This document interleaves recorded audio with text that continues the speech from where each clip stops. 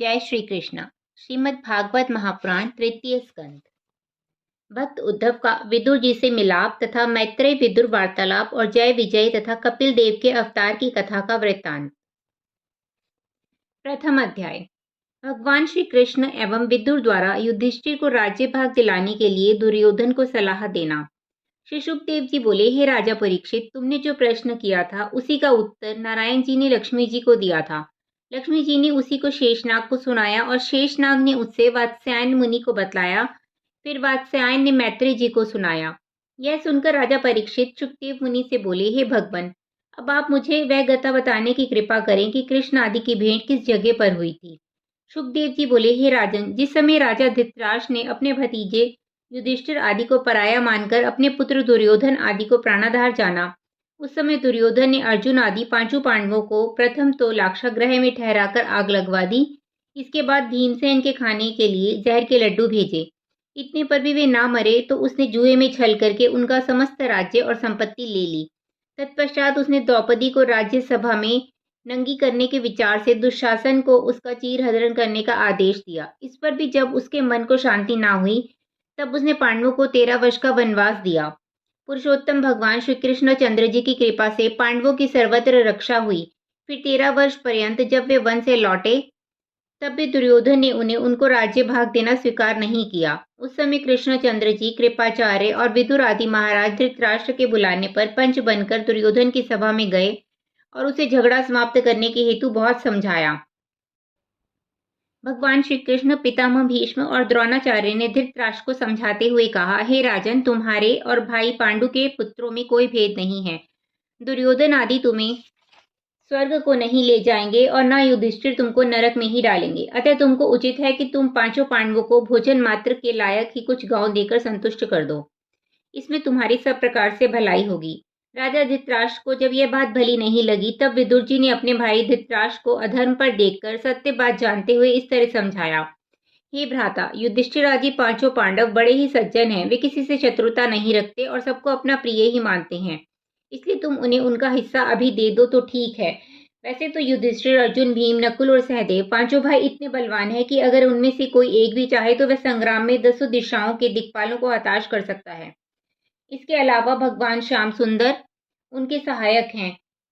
तुम जो यह जान रहे हो कि मेरे 100 पुत्र बड़े ही बलवान हैं, तो तुम यह निश्चय जानो कि भगवान नंद नंदन से विपरीत चलने पर तुम उनका कुछ नहीं बिगाड़ सकोगे। इस अत्याचार से तुम्हारा समस्त धन और धर्म चला जाएगा। तुम्हारा पुत्र दुर्योधन प्रभु त्रिलोकीनाथ श्री कृष्ण से बैर रखता है, इसलिए अगर तुम उससे प्रेम रखोगे और उसकी आज्ञानुसार चलोगे तो वह तुमको बहुत ही हितकारी सिद्ध होंगे। इन सब बातों को सोचते हुए तुम पांचों पांडवों का राज्य भाग तुरंत दे दो। दुर्योधन तो राज्य और धन के मद में अंधा हो रहा है, इसलिए तुम उससे राज्य पदक को वापस ले लो। इसी में तुम्हारा और तुम्हारे वंशजों का भला है। नहीं तो यह याद रखना कि भगवान श्री कृष्ण चंद्र जी के विमुख रहने के कारण तुम्हारा सर्वनाश हो जाएगा। विदुर जी के इस तरह समझाने पर भी राजा धृतराष्ट्र ने कोई जवाब नहीं दिया। उस समय दुर्योधन ने कुपित होकर अपने सेवकों से कहा कि तुम विदुर को मेरी सभा से बाहर निकाल दो। यह दुष्ट हमारे कुल की दासी का पुत्र होकर भी पांडवों के पक्ष में बोलता है।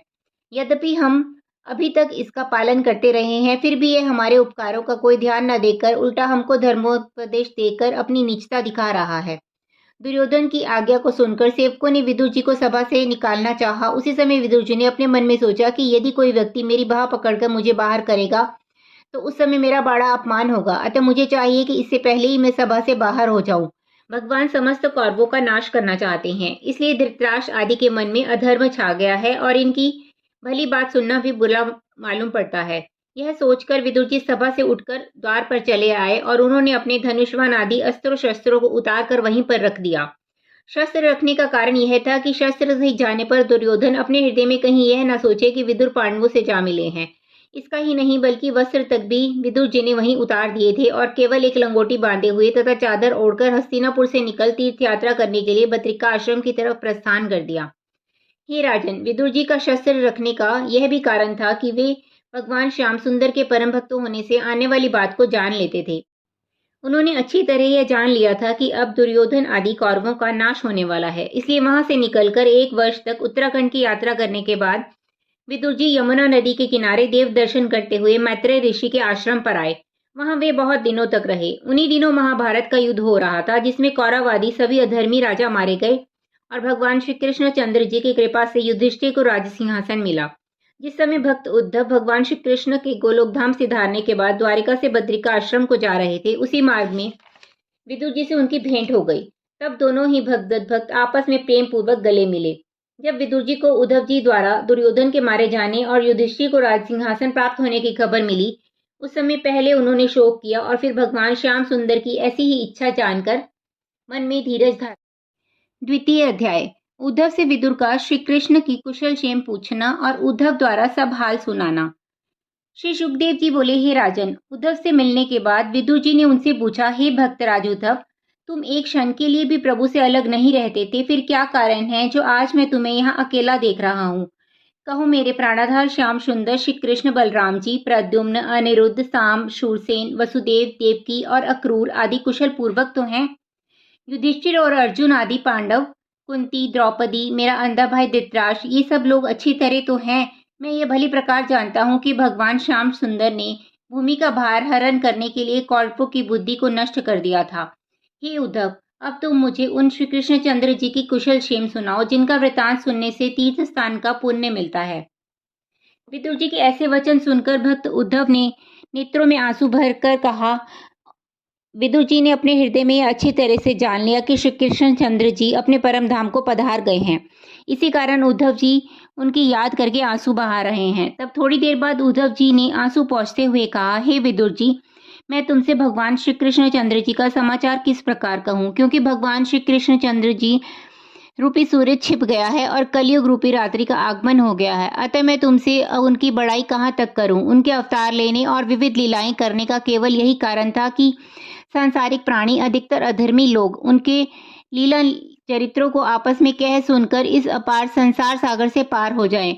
उन्होंने बड़े बड़े शक्तिशाली असुरों और राजाओं को मारकर उनका उद्धार कर दिया। उन्होंने स्वयं अपनी मर्जी से ही भूमि का भार हरण करने के लिए कौरव पांडवों में महाभारत का युद्ध कराया था। उन्होंने ही समस्त कौरवों को नष्ट किया और उन्होंने ही पांचों पांडवों की रक्षा करके उन्हें राज्य सिंहासन दिलाया था। उन्होंने दुर्वासा ऋषि से शाप दिलवाकर 56 करोड़ यादवों को आपस में युद्ध करवाकर मरवा दिया। इसलिए उनकी याद करके मुझे बड़ा दुख हो रहा है। हे विदुर जी, तुम यह सत्य समझो कि जब से श्री कृष्ण चंद्र जी यादवों का नाश कराकर गोलोक धाम को पधारे हैं, तब से जगत में सत्य और धर्म उठ गया है। मैंने उनसे बहुत विनय की थी कि मैं निरंतर आपकी सेवा में रहा हूँ, इसलिए आप इस समय भी मुझे अपने साथ ही ले चलिए। परंतु उन्होंने मुझे अपने साथ ले चलने की आज्ञा न देकर यह कहा कि तू बद्रिका आश्रम में जाकर मेरा तप कर, उसी से तुझे मुक्ति मिल जाएगी। हे विदुर जी, उन्होंने मुझे जो ज्ञानोपदेश दिया था, उसकी कथा श्रीमद् भागवत के 11वें स्कंद में है। एक प्रमुख ज्ञान उन्होंने मुझे यह भी दिया था, केवल मुझे ही नित्य समझकर इस समस्त जगत को नाशवान जानो। जीवात्मा कभी नहीं मरता है, इस कारण मेरे जाने का शोक मत करो। जिस तरह प्राणी एक वस्त्र छोड़कर दूसरा वस्त्र पहन लेता है, उसी तरह यह जीवात्मा एक देह को छोड़कर दूसरे देह में प्रवेश कर जाता है। इसलिए मृत्यु का शोक नहीं करना चाहिए। तीसरा अध्याय। उद्धव द्वारा विदुर जी से श्री कृष्ण की प्रशंसा और भागवत स्तुति करना। भक्तराज उद्धव विदुर जी से बोले, हे भ्राता, भगवान नंद नंदन ऐसे कृपालु थे कि जो पूतना राक्षसी दूध पिलाने के बहाने अपने स्तनों से जहर लगाकर उनके प्राण हरण करने को आई थी, उसे भी प्रभु ने मारकर अपना परम धाम दिया।